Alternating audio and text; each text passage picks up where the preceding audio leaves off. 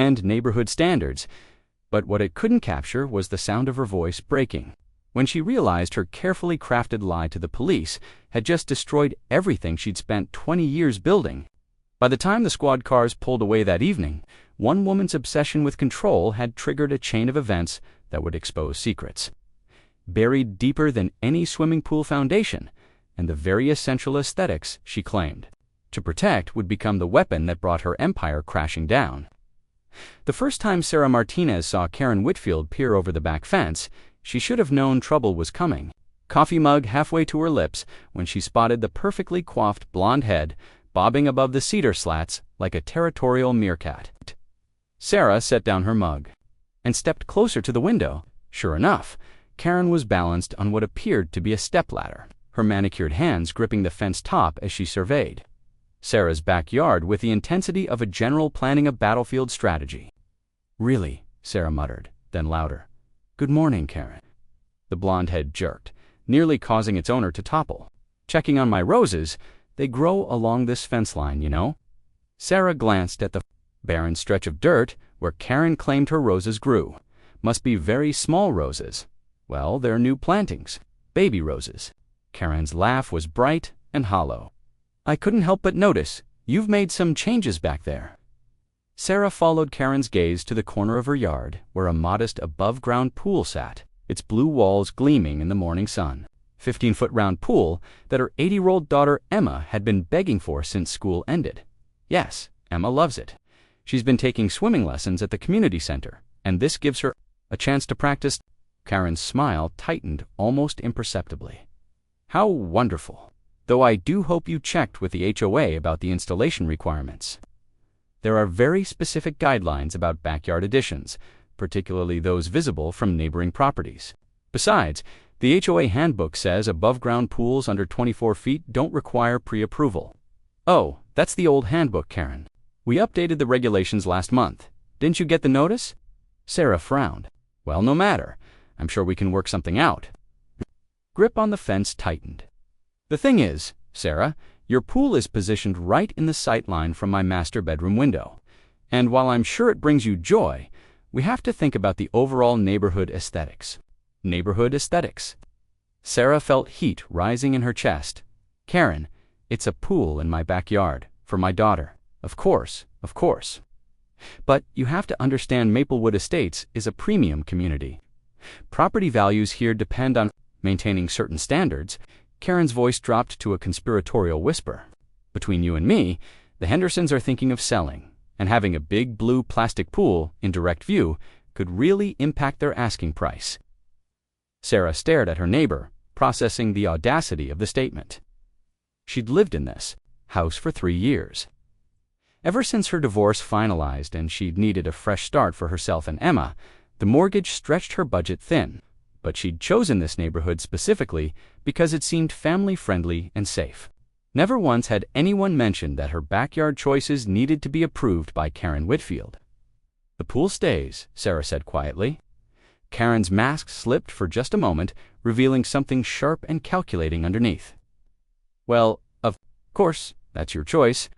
I just hope you've thought it through completely. Sometimes what seems like a simple decision can have complicated consequences." Before Sarah could respond, Karen had disappeared from view, leaving only the echo of her words hanging in the morning air. 2 hours later, Sarah was at her desk at the insurance office where she worked as a claims adjuster, trying to focus on a particularly complex automotive case, when her phone buzzed with a text from her neighbor across the street, Janet Morrison. "Thought you should know." Sarah's stomach dropped. She immediately pulled up the HOA website and searched for any recent regulation changes. After 20 minutes of digging through poorly organized digital files, she found a single-page addendum dated 6 weeks ago that expanded the pool regulations to include aesthetic impact assessments for any water features visible from neighboring properties. The addendum required a $500 application fee and approval from a 3-person committee consisting of the HOA president, the architectural review coordinator, and 1 elected resident representative. Sarah felt her blood pressure spike when she saw the names. President Karen Whitfield, Coordinator Patricia Sims, Karen's best friend. and resident representative David Chen, who owed Karen a favor after she'd helped his son get into the private school where she sat on the admissions board. Her phone rang. Sarah Martinez. Ms. Martinez, this is Officer Johnson with the Westfield Police Department. We've received a complaint about an unpermitted structure on your property. I'll need to come by this afternoon to take a look. Sarah's mouth went dry. I'm sorry, what kind of complaint? Ma'am, someone reported that you've installed a swimming pool without proper permits and that it may be violating city safety codes. We need to verify that it meets all requirements. Officer, I have all my permits. The pool was installed by a licensed contractor, and I have all the documentation. I'm sure it's just a misunderstanding, ma'am, but we do need to follow up on all reports.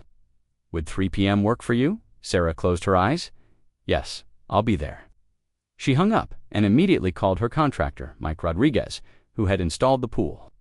His assistant said he was on another job but would call her back within the hour. Then she called her boss and explained that she had an emergency and needed to leave early. The drive home felt endless. Sarah's mind raced through every possible scenario, each worse than the last. She'd spent nearly all of her savings on the pool installation. Using money she'd been setting aside for Emma's school clothes and activities, if there was really some problem with the permits, she pulled into her driveway at 2:45 p.m. to find Karen Whitfield standing in her own front yard, wearing a crisp white tennis outfit and dark sunglasses, holding what appeared to be the same clipboard Janet had mentioned. When Karen saw Sarah's car, she walked over with purpose. Sarah, I was hoping to catch you. Sarah grabbed her purse and locked her car, not trusting herself to speak yet. I've been thinking about your situation, Karen, and I believe I have a solution that could work for everyone. Despite every instinct telling her to ignore Karen and go inside, Sarah stopped. Well, as you know, I'm very involved in the community. I sit on several boards, and I have connections with local contractors and landscaping companies. What if we could work together to somewhere less visible from the neighboring properties? Relocated. Sarah turned to face Karen fully. Do you have any idea what that would cost? Oh, I'm sure it wouldn't be too expensive. And think of it as an investment. Your property value would actually increase with better placement. Plus, I might be able to help you navigate the HOA approval process more smoothly if we can demonstrate that you're committed to community standards. A police cruiser turned onto their street. That's probably just a routine patrol. Though her eyes tracked the car's approach, you know how safe our neighborhood is? The cruiser pulled up to Sarah's house. Officer Johnson was a middle-aged man with kind eyes and a no-nonsense demeanor. Sarah met him at the curb, her hands trembling slightly as she pulled out the folder of permits and documentation Mike had given her when the installation was complete. Karen lingered on the sidewalk as they walked around to the backyard, clearly trying to overhear their conversation. This is a nice setup, the officer said, examining the pool and the surrounding area. Fencing looks good, meets the height requirements. Your permits are all in order. He pulled out a measuring tape and checked the distances from the property. Lines, yep, everything looks compliant. Sarah felt a wave of relief wash over her. So there's no problem. Sarah's phone rang at 6:47 a.m. the next morning, jolting her from a restless sleep filled with dreams of courtrooms and demolished pools. Ms. Martinez, this is Patricia Sims from the Maplewood Estates Architectural Review Committee. I'm calling to inform you that your pool installation is now under formal review, and you're required to attend a hearing this Friday at 7 p.m. in the community center. Sarah sat up, instantly awake. I'm sorry, what? Hearing? We received a formal complaint yesterday alleging multiple violations of our community standards. You'll need to present your case to the committee, including evidence that your installation meets all current HOA requirements. But I already have all the permits. HOA requirements are separate from city permits. Ms. Martinez, surely you understand that. Patricia's voice carried the same condescending tone as Karen's. You'll receive the formal notice by mail today.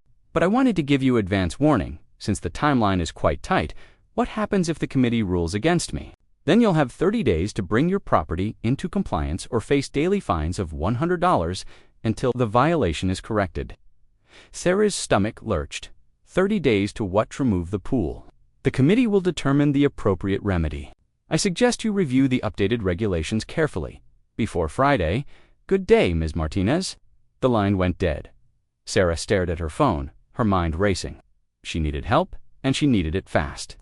By 8 a.m., she was sitting in the cramped office of Marcus Webb, the only attorney in town who specialized in HOA disputes. His desk was buried under stacks of case files, and his coffee-stained tie suggested he'd been working since dawn. "How long have you lived in Maplewood Estates?" Marcus asked, reviewing the documents Sarah had brought. 3 years. I've never had any issues with the HOA before. That's because Karen Whitfield probably didn't see you as a threat before. Marcus leaned back in his chair, which creaked ominously. "Let me guess. You're a single mother, work multiple jobs, don't have time for neighborhood politics?" Sarah nodded. "Perfect target. Karen likes to flex her power on people who can't. Fight back effectively." He pulled up something on his computer screen. "I've represented 4 other homeowners in disputes with Maplewood Estates in the past 2 years. Karen was involved in 3 of those cases. What happened to them? 2 sold their houses and moved, 1 caved and paid the fines. 1 fought it out in court for 18 months and finally won, but spent more in legal fees than the house was worth." Sarah felt the walls closing in. "So what are my options? Realistically, you can try to work out a deal with the committee, pay whatever they demand, or prepare for a long, expensive fight." Marcus studied her face. "How much can you afford to spend on this?" "I don't know, maybe a couple $1,000s before I'd have to." She couldn't finish the sentence. Before she'd have to sell the house and uproot Emma again. "There might be another way," Marcus said slowly. "But it would require you to do some digging, and it could get messy." "What kind of digging?" "Karen Whitfield has been HOA president for 6 years. In my experience, people who abuse power that long usually have skeletons. If we could find evidence of her overstepping her authority or misusing HOA funds, it might give us leverage to negotiate." Sarah left Marcus's office feeling like she'd stepped into a spy novel. He'd given her a list of public records to request, and suggested she start talking to other neighbors who might have had run-ins with Karen. Her first stop was Janet Morrison's house. Janet answered the door in her scrubs. She worked the night shift at the hospital and looked exhausted. "Sarah, how are you holding up? I saw the police car yesterday." "That's actually what I wanted to talk to you about. Can I come in?" Janet's kitchen was warm and cluttered, the kind of lived-in space that made Sarah instantly comfortable. Over coffee, she explained the situation with the HOA hearing. "I'm not surprised," Janet said, shaking her head. "Karen's been getting more aggressive lately. Did you know she tried to fine the Patels for painting their front door the wrong shade of blue? What happened? Raj fought it. Turns out the color was specifically listed as approved in the HOA guidelines, but Karen claimed it was too vibrant. For the neighborhood character, she backed down when Raj threatened to bring in a lawyer, but not before making his life hell for 2 months. Why does she do this?" Janet was quiet for a moment, stirring her coffee thoughtfully. "You know what I think? Karen moved here right after her divorce about 7 years ago. Big, messy split. From what I heard, her ex-husband was some kind of developer who left her for his secretary. Classic midlife crisis story. That's terrible, but it doesn't explain she bought the biggest house on the block, threw herself into HOA politics, and started acting like she owned the whole neighborhood. I think controlling everything around her makes her feel safe." Janet met Sarah's eyes. "But that doesn't make it right. Have other people had problems with her?" "Oh, honey, where do I start?" Over the next hour, Janet painted a picture of Karen's reign that made Sarah's pool dispute seem almost minor. There was the elderly couple who'd been fined for having their granddaughter's car parked in their driveway too many weekends in a row. The family with the special needs child who'd been cited for having a therapeutic trampoline that was supposedly visually disruptive. The recent widow who'd been forced to remove a memorial garden for her husband because it wasn't architecturally consistent with the front yard landscaping requirements. "But here's the thing," Janet said, leaning forward. "Karen always finds a way to make it seem official and legal.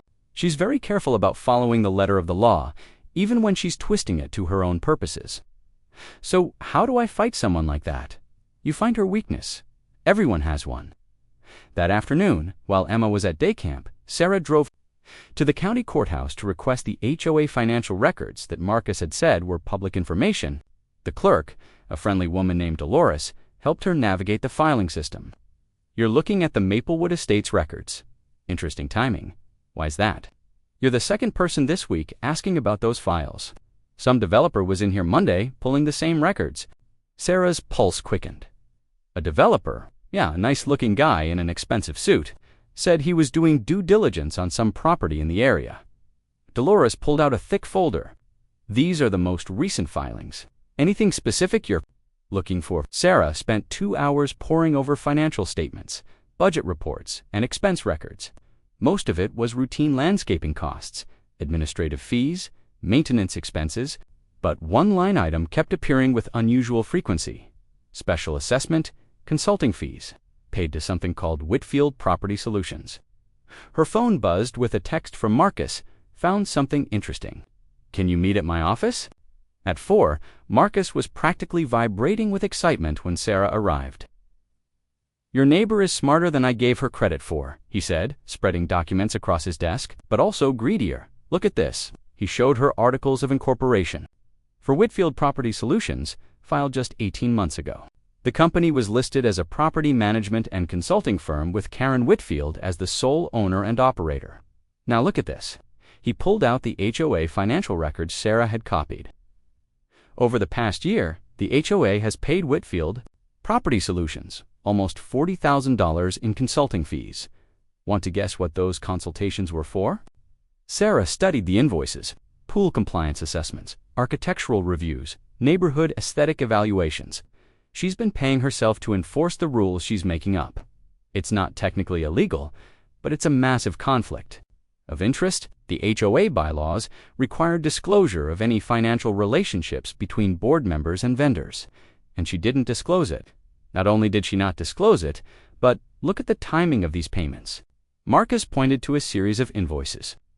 3 days after the Patel's door dispute was resolved in their favor, Karen paid herself $2,500 for a comprehensive neighborhood compliance review.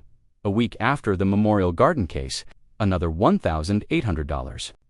For landscape assessment services, Sarah felt a surge of hope.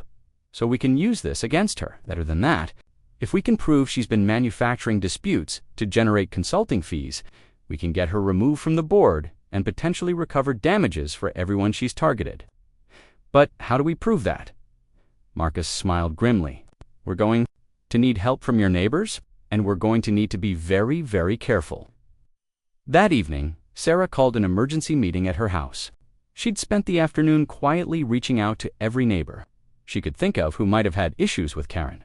To her surprise, 8 people showed up, including Raj Patel, the Hendersons, who turned out not to be selling after all, and 3 families she'd barely spoken to before. I think we all know why we're here, Sarah began, standing in her living room as Emma played quietly upstairs. Karen Whitfield has been using the HOA as her personal enforcement agency, and it's time we did something about it. For the next 2 hours, the group shared their experiences. The pattern was clear and damning. Karen would identify a minor violation, escalate it into a major dispute, and then charge the HOA for her consulting services to resolve the problem she'd created. Friday evening arrived with the kind of oppressive humidity that made everything feel charged with electricity. Sarah stood in front of her bathroom mirror, adjusting her blazer for the 3rd time, trying to project confidence she didn't feel. Downstairs, Emma was having dinner with Janet, blissfully unaware that her mother was about to walk into what could be the most important 3 hours of their lives in this house. The Maplewood Estates Community Center was a bland brick building that usually hosted birthday parties and yoga classes. Tonight, it felt like a courthouse. Sarah arrived at 6:45 p.m. to find the parking lot nearly full. Word had spread about the hearing, and half the neighborhood had shown up to watch. Inside, folding chairs were arranged in neat rows, facing a long table where Karen, Patricia, and David Chen sat like judges. Karen wore a navy blue suit that probably cost more than Sarah's monthly mortgage payment. Her blonde hair swept into a severe chignon that made her look like a corporate executive delivering bad news to shareholders. "Good evening, everyone," Karen called out, tapping a small gavel against the table. "Thank you for attending tonight's architectural review hearing. We're here to address the compliance issue at 847 Maple Street regarding an unpermitted pool installation." Sarah took a seat in the front row, acutely aware of the eyes on her back. Marcus sat beside her, his briefcase bulging with documents. Behind them, she could hear whispered conversations and the rustle of papers as neighbors settled in. Ms. Martinez, Karen continued, her voice taking on a formal tone that somehow managed to sound both professional and condescending.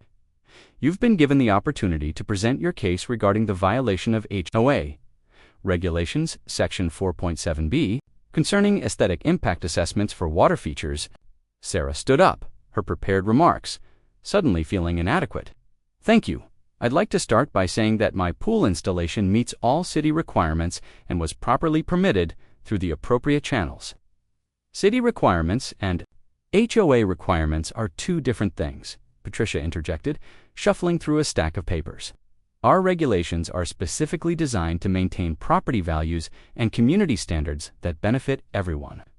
I understand that, Sarah replied, but I'd like to point out that the regulation you're citing was passed 6 weeks ago, and I installed my pool 7 weeks ago. You can't retroactively apply new rules to existing installations. A murmur went through the crowd. Sarah caught sight of several neighbors nodding in agreement. Karen's smile never wavered.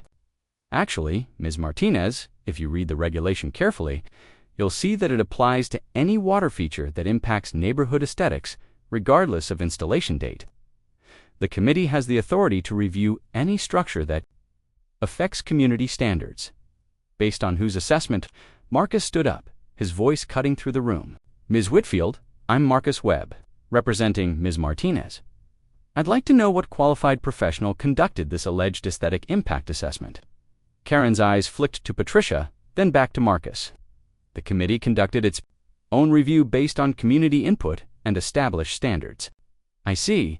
And what are your qualifications for conducting such assessments?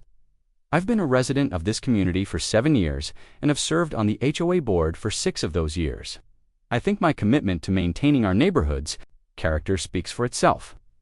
Marcus opened his briefcase and pulled out a folder. Ms. Whitfield, are you familiar with a company called Whitfield Property Solutions? The temperature in the room seemed to drop 10 degrees.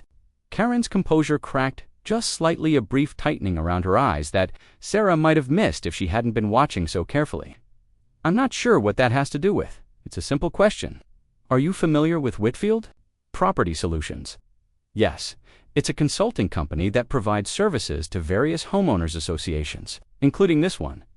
Patricia cleared her throat. Mr. Webb, I'm not sure this line of questioning is relevant to the pool violation. We're here to discuss. Marcus smiled.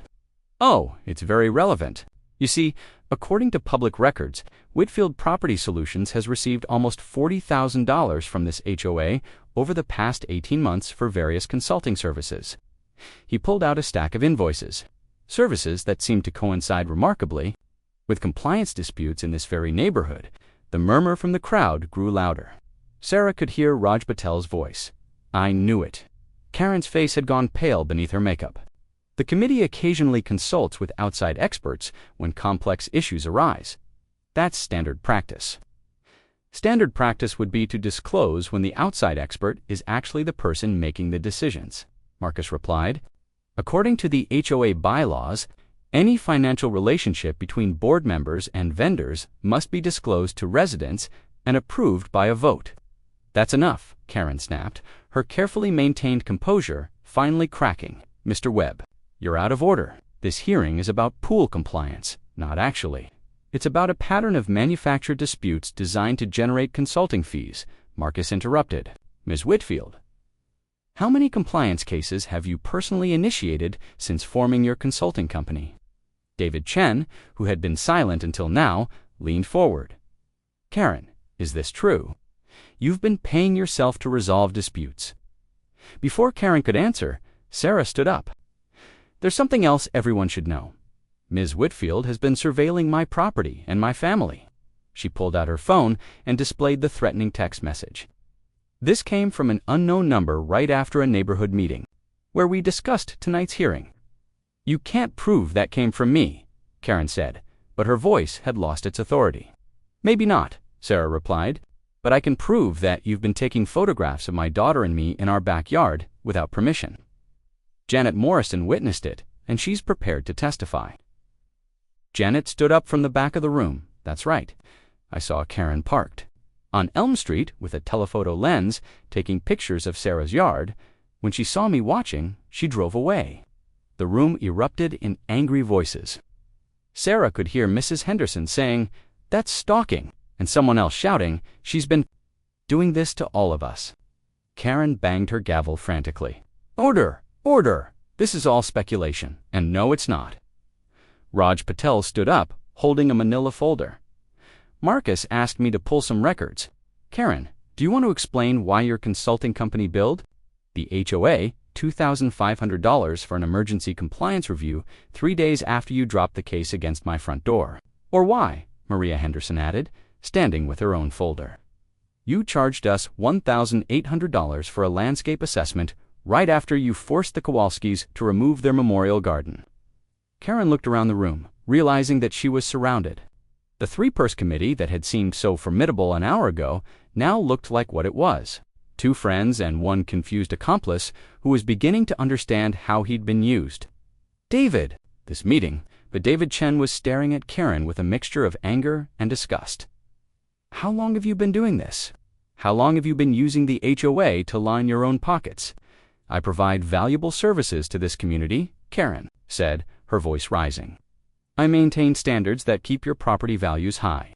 Without me, this neighborhood would be overrun with—" "With what?" Sarah interrupted. "Families, children, people who actually live here instead of treating it like their personal kingdom." Karen's mask finally slipped completely. "You have no idea what it takes to maintain a community like this. People like you move in with your cheap pools and your lack of standards, and you drag down everything the rest of us have worked to build. People like me." Sarah felt 3 years of being polite to hostile neighbors, of struggling to fit in, of watching Emma try to make friends with children whose parents looked down on them, all crystallize into pure anger. "You mean single mothers? People who work for a living instead of extracting money from their neighbors through fake consulting fees?" "I've never." "Yes, you have."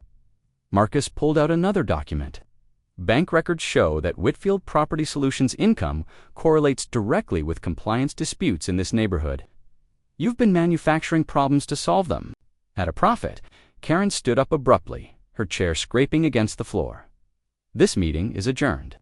"No, it's not," David Chen said firmly.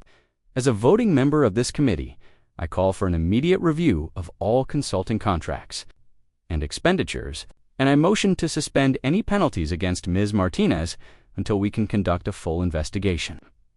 "You can't do that," Patricia protested. "Actually, I can. It's in the bylaws. The same bylaws that require disclosure of conflicts of interest." David turned to Karen. "Conflicts you've been hiding for over a year." The crowd began to stand and move toward the front of the room. Sarah could see the anger in their faces, not just at Karen, but at themselves, for not speaking up sooner, for letting one person terrorize an entire neighborhood through fear and bureaucracy. "This isn't over," Karen said, grabbing her purse and papers. "You people have no idea what you're dealing with. Some things are bigger than this neighborhood, bigger than your little pool dispute." "What does that mean?" Sarah called after her. Sarah woke up Saturday morning to the sound of hammering. She checked her clock 6:30 a.m. and stumbled to her bedroom window, expecting to see some overeager neighbor starting a weekend project. Instead, she saw a man in an expensive suit directing a crew as they installed a massive sold banner over the for sale sign in the Hendersons' yard. Her phone was already ringing. "Sarah, it's Maria Henderson. I need to see you right away. Something's very wrong." 20 minutes later, Sarah sat in Maria's kitchen while her neighbor paced frantically, still in her bathrobe and slippers. "We didn't sell the house," Maria said, her voice shaking. "We never even listed it. But apparently, according to this," she thrust a stack of legal documents at Sarah, "someone sold it for us." Sarah scanned the papers, her confusion growing with each page. "This says you signed a power of attorney giving someone named Meridian Development Group the right to handle the sale of your property." "I've never heard of Meridian Development Group. I've never signed anything like this." Maria's voice cracked. "But look at the signature page. That's about my signature. It looks exactly like my handwriting." Sarah studied the document more carefully. The signature was eerily perfect. "Maria, when was the last time you gave someone a sample of your signature? Like for a petition or an HOA document?" Maria's face went pale. Oh God. Last month, Karen came by with a petition about updating the neighborhood directory. She said everyone needed to sign to confirm their contact information was correct. Before Sarah could respond, her phone buzzed with a text from Janet. Emergency neighborhood meeting at my house. Now, bring the Hendersons. Janet's living room was packed with 12 families, all holding similar stacks of legal documents, all wearing the same expression of confused panic. The Patels, the Kowalskis, the Chuns, the elderly Thompsons from the corner house, nearly every family that had opposed Karen at some point. How many? Sarah asked Janet quietly. 15 houses. So far, all supposedly sold to companies we've never heard of. All with signatures that look real, but that none of us remember signing. Raj Patel stood up, his usually calm demeanor replaced by barely controlled fury. My house was supposedly sold 3 days ago for 60% of its market value. The buyers are something called Westfield Holdings, LLC. And according to this paperwork, I'm supposed to be out by the end of next month. Same company bought ours, said Mrs. Thompson, her voice barely above a whisper. 47 years we've lived in that house. 47 years. And now someone's telling us we sold it to strangers. Sarah felt sick. Has anyone tried calling these companies? Dead phone numbers, David Chen replied. Every single one. But here's the interesting part, Hall. The sales went through the same law firm, Whitfield, Stevens & Associates. The room went silent, except for the sound of Mrs. Thompson quietly crying. Whitfield, Sarah repeated, as in Karen's maiden name. Janet said grimly. I looked it up. She was Karen Whitfield Stevens before her divorce. Went back to her maiden name afterward. Sarah's phone rang. Marcus Webb's name appeared on the screen. Sarah, where are you? I've been getting calls all morning from people in your neighborhood about fraudulent property sales. I'm with them now. Marcus, what's happening? Something big and very illegal. Can you get everyone together? I'm coming over, and I'm bringing help. 30 minutes later, Marcus arrived with a woman in a sharp gray suit who introduced herself as FBI Special Agent Diana Rivera. Ladies and gentlemen, Agent Rivera began, setting up a laptop on Janet's coffee table. You've all been victims of a sophisticated real estate fraud scheme. What we're looking at here is identity theft, forgery, and conspiracy to commit wire fraud on a massive scale. She clicked through a presentation that made Sarah's head spin. Shell companies layered on top of shell companies, all connected to a web of fake LLCs and holding companies. Property deeds transferred through forged documents, bank accounts opened with stolen identities. The good news, Agent Rivera continued, is that none of these sales are legally binding. The bad news is that someone has gone to extraordinary lengths to steal your properties, and they're not going to give up easily. But why our neighborhood? Mrs. Thompson asked. We're not exactly Beverly Hills. Agent Rivera clicked to a new slide showing an aerial view of Maplewood Estates and the surrounding area, because you're sitting on something very valuable that most of you probably don't even know about. The image zoomed out to show a larger area with Maplewood Estates highlighted in the center. Surrounding it were marked zones labeled Proposed, Commercial Development, Transit Hub, and Entertainment District. The county approved a massive development project 6 months ago, Agent Rivera explained, a $1 billion complex that will include shopping centers, office buildings, and a new light rail station. Your neighborhood is directly in the center. Of it all, Sarah felt the pieces clicking into place. So our property values are about to skyrocket. More than skyrocket, conservative estimates put the land value increase at 300 to 400%. Once construction begins next year, someone who could buy up your entire neighborhood at current prices and flip it to the developers would make tens of millions of dollars. Someone like Karen Whitfield, Marcus said. Agent Rivera nodded. We've been tracking this operation for 3 months. It started in Riverside County with a similar scheme. Forged property sales force homeowners out through legal confusion, then resell to developers at massive profits. We estimate they've stolen over $50 million in property value. So far, but Karen lost her power last night, Sarah protested. How could she still pull this off? Because she was never the mastermind, Agent Rivera replied. She was just the local operator. The real leader of this operation is someone with significantly more resources and expertise. She clicked to a new slide showing a professional headshot. Of a handsome man in his 50s with silver hair and cold blue eyes, meet Richard Stevens, Karen's ex-husband and one of the most successful real estate developers on the West Coast, also currently under federal investigation for money laundering, tax evasion, and racketeering. Sarah stared at the photo. Something Janet had said about Karen's messy divorce from a developer who left her for his secretary. He left her. Why would she work with him now? Because Agent Rivera said, according to their divorce decree, Richard Stevens owes Karen $12 million in alimony payments that he's been avoiding through offshore accounts and shell companies. But if Karen can deliver him your neighborhood at below market prices, he's willing to clear her debt and give her a 20% cut of the profits. The room erupted in angry voices. Someone shouted about calling lawyers, someone else about going to the media. But Sarah found herself thinking about Karen's final words the night before. Some things are bigger than this neighborhood. Agent Rivera, Sarah said, raising her voice above the chaos. What happens now? Now we catch them. But we're going to need your help. The next 2 hours were like something out of a crime thriller. Agent Rivera explained that the FBI had been monitoring Karen's communications and knew that the fraudulent sales were just the first phase. The second phase involved manufactured emergencies gas leaks, electrical problems, condemned buildings that would force remaining residents to evacuate while legal challenges were tied up in court. The plan was to have the entire neighborhood empty within 6 months, Agent Rivera said. Then Stevens Development would swoop in with an offer to buy the troubled properties from the HOA at a fraction of their value. How do we stop them? Raj asked.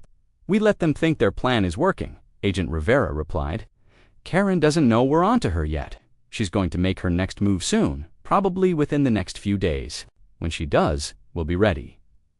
What kind of next move? Sarah asked, though she was afraid she already knew the answer. Agent Rivera's expression was grim. Based on the pattern from other neighborhoods, they'll stage some kind of crisis that requires immediate evacuation. Could be a gas leak, a contaminated water supply, or even a building collapse. Something that gets everyone out of their houses long enough to file emergency property seizures. That's insane, Maria Henderson whispered. She'd put people's lives at risk for money. Mrs. Henderson, Richard Stevens is facing 20 years in federal prison if we can prove the money laundering charges. Karen is looking at bankruptcy and a criminal fraud conviction. Desperate people do desperate things. As the meeting broke up, Agent Rivera pulled Sarah aside. Ms. Martinez, I need to be honest with you.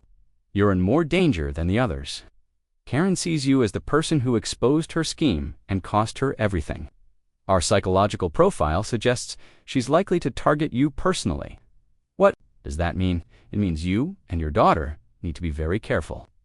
Don't go anywhere alone. Vary your routines and call me immediately if anything feels wrong.